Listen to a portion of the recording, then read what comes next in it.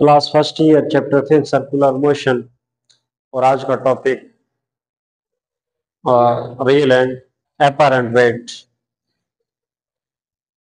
हम कोशिश करेंगे कि हम सीख सकें रियल वेट क्या है, एपरेंट वेट क्या है and difference between real and apparent. Real weight definition में लिखते हैं, साथ इसको सीखते भी हैं।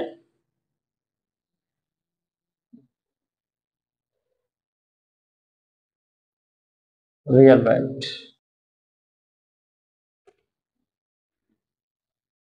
द फोर्स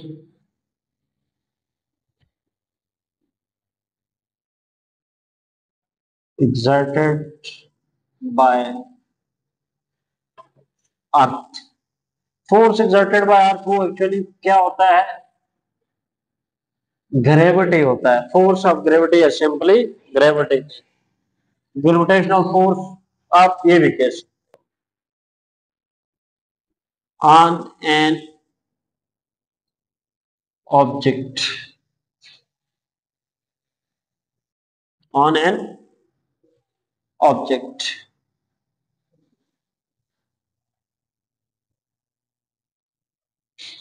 फोर्स किस मकसद के लिए लगाई जा रही है? To attract that object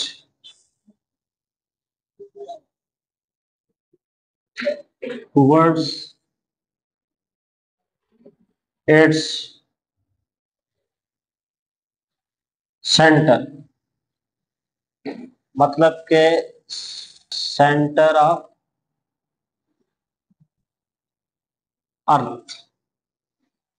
this is called real weight. apparent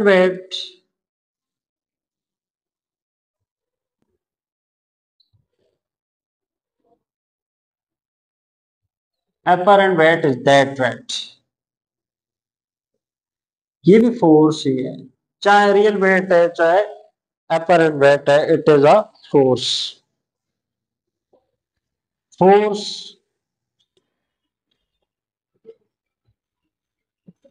exerted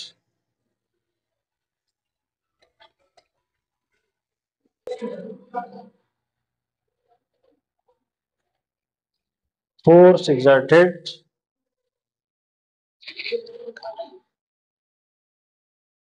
on an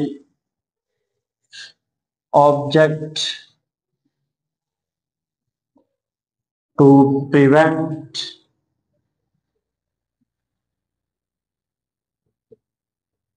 it from falling is called apparent weight।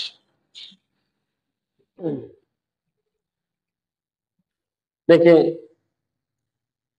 Real wait हमने कहा कि एक object, let it is an object, इस ऑब्जेक्ट पर जो अर्थ फोर्स लगा रही है, इसको डाउनवर्ड या अपने सेंटर की तरफ अट्रैक्ट करने के लिए, खींचने के लिए जितनी फोर्स इस पर लग रही है वो इस ऑब्जेक्ट का रियल वेट है। Earth pull, you can also call it earth pull on an object. Earth object जिस फोर्स से ऑब्जेक्ट को अपनी जानब खींच रही है वो उस ऑब्जेक्ट का वेट है और इसको हम रियल वेट कहते हैं। समझ आ रही है बात? और एपरेंट वेट क्या है? Force exerted on an object to prevent it from falling। now look, हाँ, पोजीशन आपको नजर आ रही है मार्कर की कि some force is exerted by a wind on that marker and this force prevent it from falling। तो हाथ से लगाई गई जो फोर्स है जो इसको गिरने से रोक रही है उसको हम क्या कहेंगे? Apparent wait. अभी इस पोजीशन में आपके सामने जो पोजीशन नजर आ रही है, इस पोजीशन में अपरेंट वेट और रियल वेट क्या है, बराबर है। अगर रियल वेट ज्यादा होता तो अगरचे आपने प्रिवेंटिंग फोर्स लगाई हुई है, एग्जर्ट की हुई है, फिर भी मार्कर डाउनवर्ड एक्सेलरेट करेगा। हाँ, अगर रियल वेट ज्यादा होगा, ये आपको अप्लाइड फोर्स से ज्यादा होता तो ये डाउनवर्ड एक्सेलरेट करता, या आपके पास प्रिवेंटिंग फोर्स रियल अर्थ के से या ग्रेविटी से ज्यादा होती है अप्लाइड फोर्स, तो ये अपवर्ड एक्सेलरेट करता। ये पोजीशन हमारे सामने है, इस पोजीशन के अकॉर्डिंग आप देखो तो पता चल रहा है कि रियल वेट और अपरेंट आपस में इक्वल है, due to which the marker is in state of rest. ठीक,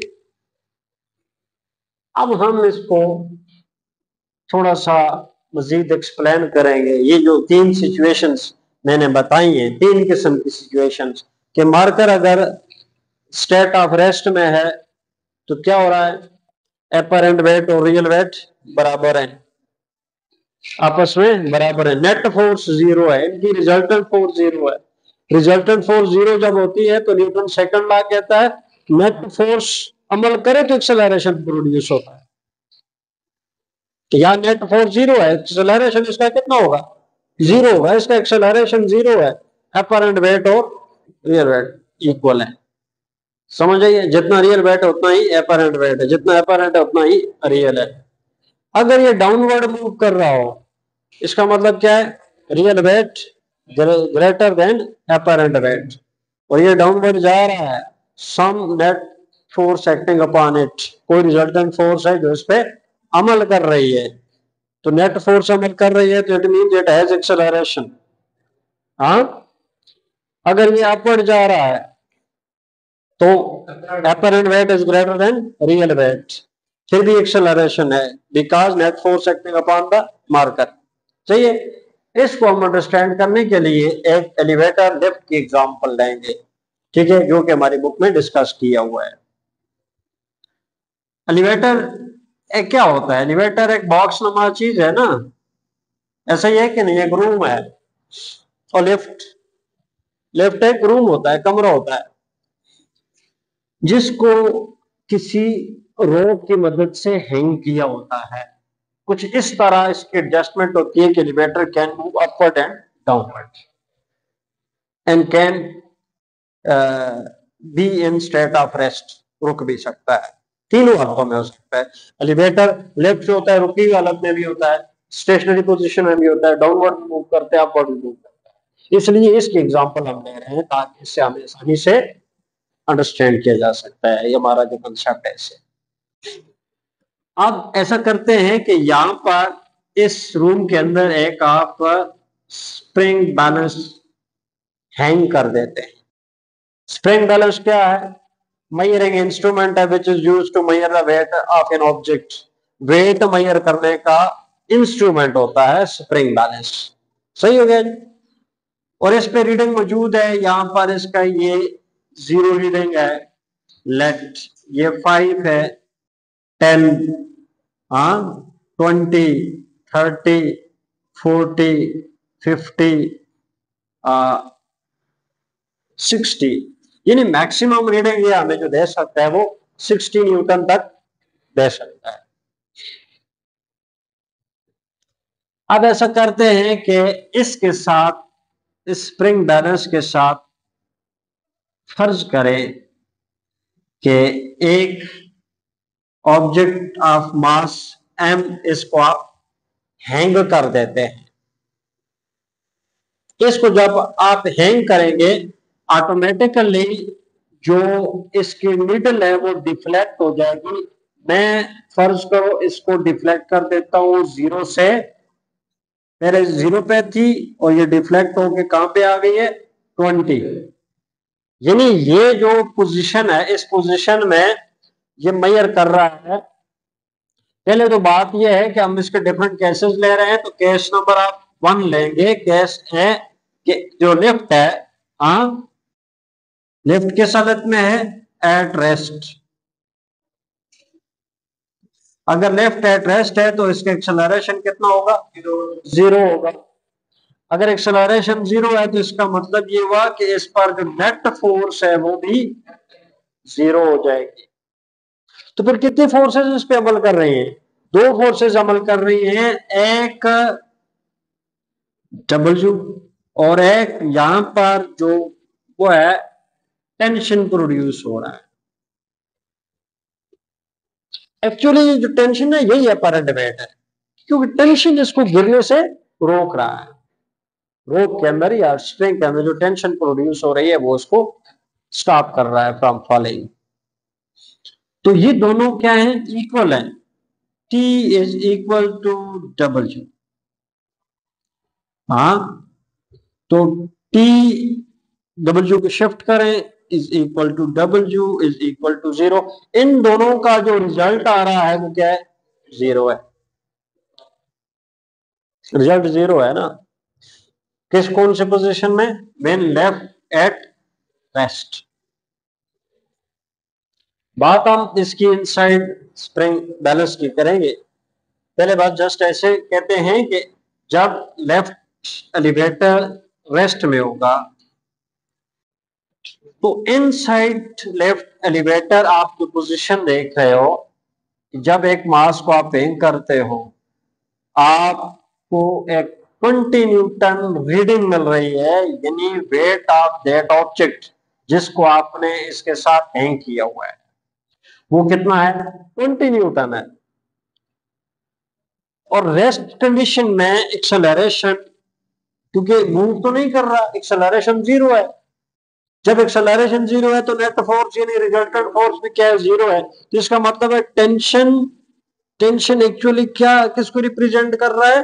अपरेंट वेट को रिप्रेजेंट कर रहा है। और डब्ल्यू इसका रियल वेट आ रहा है। डब्ल्यू क्या है? इसका रियल वेट आ रहा है इस पोजीशन में। तो अगर हम आर्जी तौर पे यहां अंडरस्टैंड करने के लिए देखें कि रेस्ट कंडीशन में कितना वेट मेजर हो रहा है? 20 न्यूटन। और 20 न्यूटन क्या है? डब्ल्यू कितना है? 20 न्यूटन। टी कितना है? 20 न्यूटन। तो इसका मतलब क्या हुआ कि एपरेंट वेट और रियल वेट रेस्ट कंडीशन में सेम है, यानी जो आपको डायल मेजरमेंट दे रहा है। सही हो गया? ये जस्ट समझने के लिए मैंने लिखा है ताकि हम इसको समझ सकें बात को। अब केस टू हम अगर हम डिस्कस करें, केस बी के फर्ज करें कि लेफ्ट जो है मूव कर रहा है, मूव अपवर्ड। अब इसका एक्सेलरेशन जीरो नहीं है, acceleration not equal to zero. हाँ, लेफ्ट क्या कर रही है? अपवर्ड मूव कर रही है। लेफ्ट, ये वाली लेफ्ट है, अपवर्ड मूव कर रही है। तो फिर एक्सेलरेशन, इट हैज एक्सेलरेशन। अगर एक्सेलरेशन है तो रिजल्टेंट फोर्स भी है। हाँ, यहां पर हमने कुछ केसेस सीख लिए ना कि एक्सेलरेशन जीरो तो नेट फोर्स जीरो। यहां एक्सेलरेशन है तो नेट फोर्स है। वो नेट फोर्स कितनी होगी? वो इन दो फोर्सेस के डिफरेंस के इक्वल होगी, टी और डब्ल्यू फोर्स के डिफरेंस के इक्वल। तो देखें, चूंकि अपवर्ड मूव कर रहा है, क्योंकि अपवर्ड मूव कर रहा है तो आपके पास जो टेंशन है टी जो है वो ग्रेटर है किससे? डब्ल्यू से। अगले स्टेप पर हम देखेंगे कि कितना ग्रेटर है। किस चीज का इजाफा हुआ है with apparent weight? Apparent weight में किसका इजाफा हुआ है जिसकी वजह से T becomes greater than W? Net force हमने लेना है F net is equal to T minus W. F net कितना हुआ, F net is equal to Newton second law के मुताबिक M A equal to T minus W, क्या होता है, एम जी हो जाता है। हाँ, एम जी को इधर शिफ्ट करें तो क्या बना, M A plus M G is equal to T. ऐसे लिख, T is equal to M G plus M A.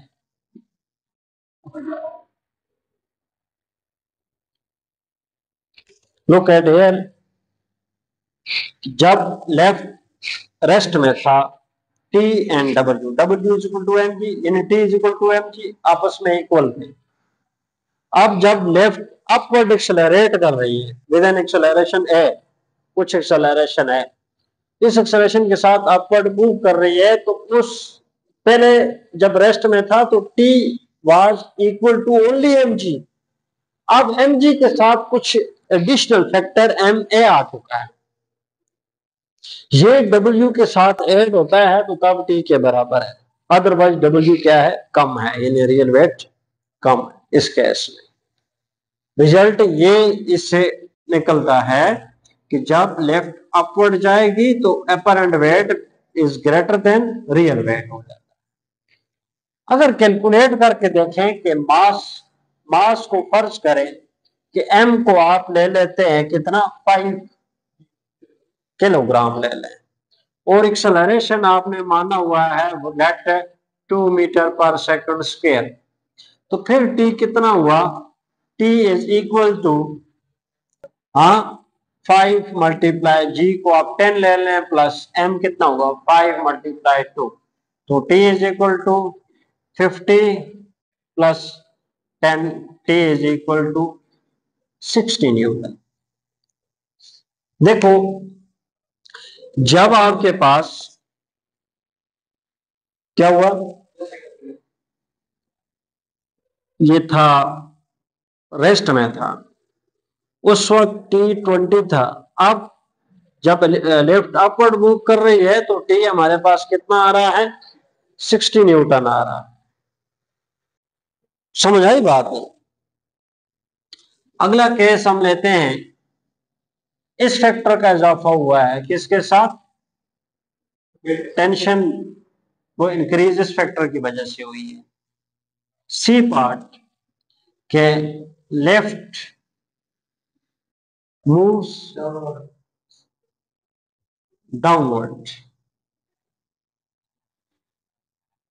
Left move downward move कर रहा है, तो एक्सेलरेशन वही बात है, क्या है, not equal to zero, F net also not equal to zero, तो फिर एफ नेट क्या होगा, F net is equal to downward आ रहा है तो क्या होगा, डब्ल्यू माइनस टी हो जाएगा, तो F net M A is equal to M G minus T. ठीक, और टी जो है एम ए, टी को इधर शिफ्ट कर लें, टी को इस साइड पे शिफ्ट कर लें और एम ए को उधर शिफ्ट कर लें, टी इधर आ जाएगा, उधर क्या रहेगा, एम जी माइनस एम ए।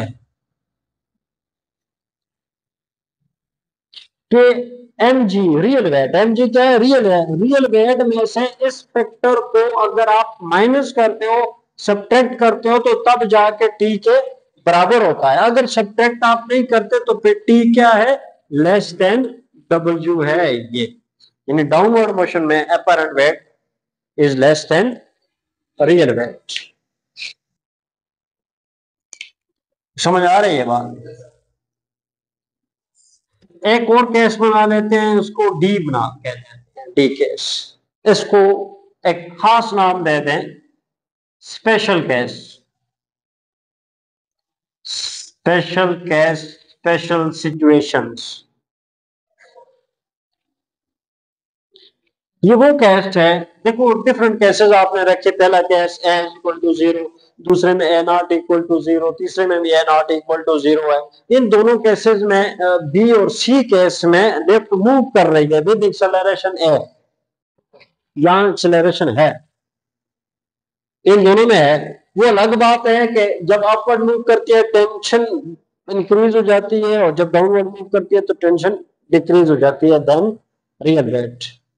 और इस केस में ए जीरो है, मतलब क्या हुआ कि अपरेंट वेट और रियल वेट इक्वल होते हैं। ये एक ऐसा केस है कि जिसमें A equal to ji,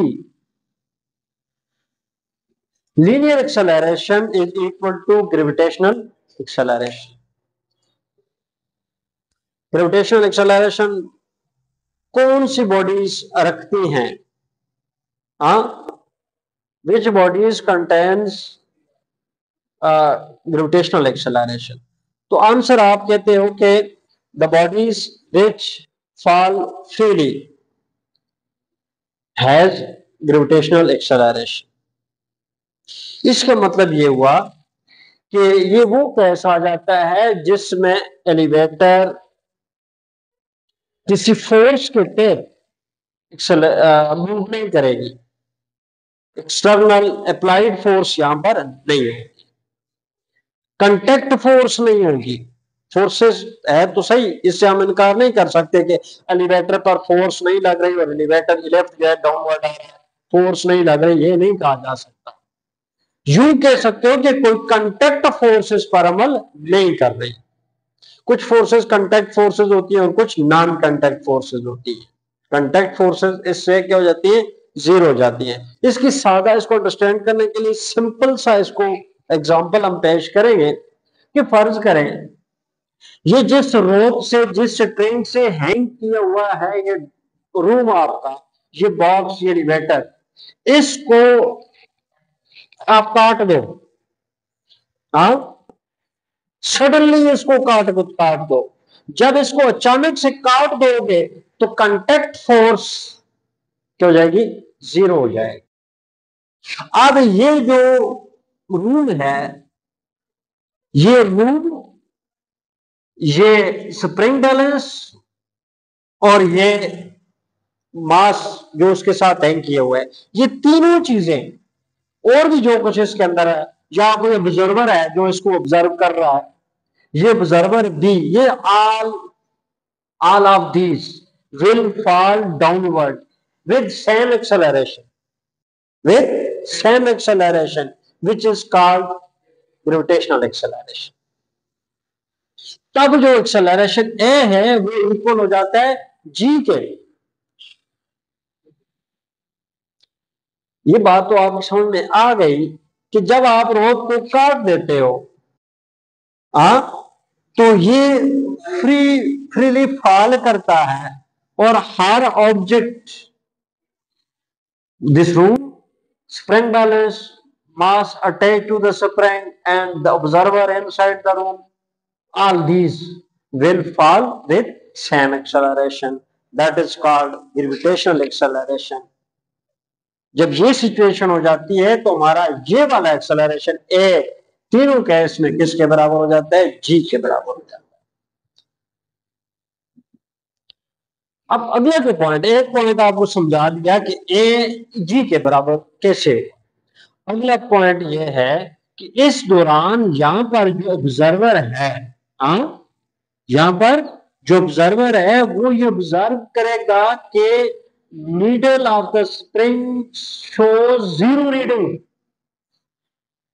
needles of spring जो है वो क्या दे रहा है, जीरो रीडिंग दे रहा है। ये जीरो रीडिंग दे रहा है, इसका मतलब क्या हुआ, इसका मतलब ये है कि जो स्प्रिंग बैलेंस है वो अपरेंट वेट भी जीरो मेजर कर रहा है, और जो इस ऑब्जेक्ट का वेट है वो भी क्या हो गया है, जीरो। अगरचे ये बंदा ऑब्जर्व कर रहा है कि मेरे सामने वेट नापने वाला आला हैंग किया हुआ है, उसके साथ मास भी हैंग किया हुआ है, फिर भी रीडिंग जीरो आ रही है। ये एक सिचुएशन है जिसको हमने क्या करना है, अंडरस्टैंड करना है। समझ आई ये बात? इसको मैं कुछ यूं एक्सप्लेन करने की कोशिश करता हूं कि हम जिस रूम में मौजूद हैं, हाँ ये रूम यूं समझो कि किसी बिल्डिंग के साथ अटैच नहीं है, ये room just like an elevator है, लिफ्ट की मानद है। और हम 100 मीटर की बुलंदी पर ये रूम मौजूद है, लेट अभी इस मोमेंट, और किसी स्ट्रिंग, किसी रस्सी के जरिए इसको वहां पर हैंग किया हुआ है। तो समझ आई ये बात?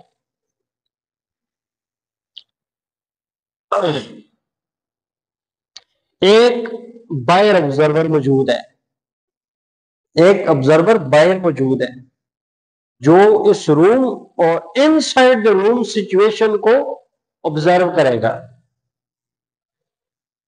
अब होता यह है, एक बंदे को हम अपने एक रूम में, ये रूम है हमारा, और एक बंदे को कोई स्पोर्ट, ये कोई पर्सन है यहां पर अपने फर्श फ्लोर से किसी स्पोर्ट के जरिए इसको आपने यहां तक क्या किया हुआ है, लाया हुआ है। ये नीचे कोई स्पोर्ट है। अभी रूम हमारा इस रोप से हैंग किया हुआ है। हम दो काम करेंगे। हम यूं करेंगे कि इस रोप को भी काटेंगे और इसके नीचे जो स्पोर्ट है उसको भी फौरन हटा देंगे, फौरन हटा देंगे। ऑब्जर्वर दो हैं, एक ऑब्जर्वर है बाहर, ये ऑब्जर्वर है ये बाहर से अंदर की पोजीशन को ऑब्जर्व करेगा। एक अंदर ऑब्जर्वर मौजूद है, ये भी ऑब्जर्वर, ये फर्श पर मौजूद है। अब जो ही हम इसको छोड़ते हैं, सही है, बाहर वाला ऑब्जर्वर देख रहा है कि अंदर जो बंदा है हैंग किया हुआ था स्पोर्ट की मदद से, वो बंदा और रूम दो अलग अलग चीजें हैं और साथ आ रही हैं। दूर से देख रहा है ना। अंदर वाले के लिए क्वेश्चन हो जाता है कि ये बंदा फर्श पे गिर क्यों नहीं रहा, नीचे से सपोर्ट भी हमने हटा दी। समझ आई नहीं? बाहर वाले को बात समझ आ रही है, वो समझ रहा है कि रस्सी काट दी है, जिस स्पीड से डाउनवर्ड, जिस एक्सेलरेशन से कमरा नीचे जा रहा है, उसी स्पीड के साथ ये बंदा भी जो साथ साथ जा रहे हैं। बाहर वाला कह रहा है कि इस वजह से ही इसके फर्श पे नहीं आ रहा, लेकिन अंदर वाला जो है उसके घर में क्वेश्चन बैठ जाता है कि बंदा तो सस्पेंड हो गया, वो हल्ले को गया वहां में। कुछ समझ आया बात? मसला क्या हुआ? मसला सिर्फ ये हुआ है कि आपने जो रॉक को काट दिया, वो पर्सन और रूम दोनों क्या करने लगे, सेम एक्सेलरेशन के साथ डाउनवर्ड फॉल करने लगे। तो अगर यहां पर आपने स्प्रिंग बैलेंस भी लगाया हुआ है तो रीडिंग कौन सी होगी? जीरो रीडिंग होगी कि नहीं होगी? और ये बंदा क्या कहेगा? ये बंदा कहेगा कि इस बंदे का जो वेट है, जो वजन है, वो क्या हो गया है, जीरो हो चुका है। इस हालत को हम कहते हैं वेटलेसनेस सिचुएशन। इसको क्या बोलते हैं? Weightlessness situation. कि वो बंदा, elevator and all the things in, तमाम चीजें इसके अंदर जो है, या आपके पास जो ऑब्जेक्ट है जिसको आपने स्प्रिंग बैलेंस के साथ हैंग किया हुआ है, स्प्रिंग बैलेंस जीरो रीडिंग दे रहा है। तो ये बंदा कहता है, ये ऑब्जर्वर कहता है कि the object comes in weightlessness condition. और ये क्या हो जाता है, ए इज इक्वल टू जी हो जाता है। नेट फोर्स जीरो, ये यहां पर नेट फोर्स जीरो होती है। तो देखिए, अगर हम मैथमेटिकली इसको देखते हैं, ये बात आती है सामने। हाँ, F net is equal to let T minus W कर देते हैं। एफ नेट क्या हो गया? F is equal to M A कर दो ना, M A is equal to T minus W. सही है। यहां पर ये टी वाला किस्सा नहीं होगा, T is equal to W करते हैं। T डब्ल्यू बराबर है और T फोर्स है और इसको हम ले लेते हैं एम ए और ये क्या है एम जी। एम एम से कैंसिल हो गया, ए इज इक्वल टू जी आपके सामने आ जाएगा। मेन जो इस पूरी डिस्कशन का आइडिया था, रेस्ट को लिया अपवर्ड डाउनवर्ड मूव को यही समझाना था आखिर में जाके कि एलिवेटर के अंदर अगर स्प्रिंग बैलेंस किसी ऑब्जेक्ट का वेट 0 मेजर कर रहा है तो इसका क्या मतलब है। लेकिन याद रखिए जो आप डेली लाइफ में एलिवेटर यूज करते हो, लिफ्ट यूज करते हो, वहां पर ऐसा नहीं होगा। अगर आपका एलिवेटर की रस्सी टूट जाती है तो तब आपका स्प्रिंग बैलेंस उस ऑब्जेक्ट को जिसको आपने हिट किया वो 0 रीडिंग मेजर करेगा। तो फिर हम उस एलिवेटर के अंदर मौजूद है तो हम कहेंगे कि ये ऑब्जेक्ट किस हालत में आ गया है, वेटलेसनेस की कंडीशन में आ गया है। असल इसका यूज जो हम देख रहे हैं, हम सैटेलाइट की तरफ जाएंगे। सैटेलाइट क्या है, फिर सैटेलाइट जो है अर्थ के अराउंड ऑर्बिट में रिवॉल्व कर रहा है। तो जो सैटेलाइट है एक्चुअली वो एवरी टाइम फॉल कर रहा है टुवर्ड्स दी अर्थ। वो अलग बात है कि वो अर्थ पर वो गिर नहीं रहा, वो अलग केस है।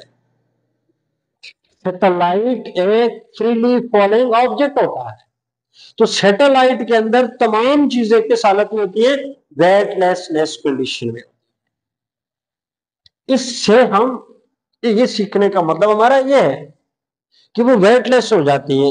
एस्ट्रोनॉट्स जो सैटेलाइट में स्पेस में जाकर कुछ ऑब्जर्वेशंस लेना चाहते हैं, हाँ कुछ तजर्बात करना चाहते हैं, जब सैटेलाइट फ्रीली फॉल, चूंकि फ्री फॉल ऑब्जेक्ट है, एस्ट्रोनॉट तो वेटलेस हो जाएगा। जब वेटलेस हो जाएगा तो वो he doesn't do any work, he is not able to do take some observation, calculations, experiment.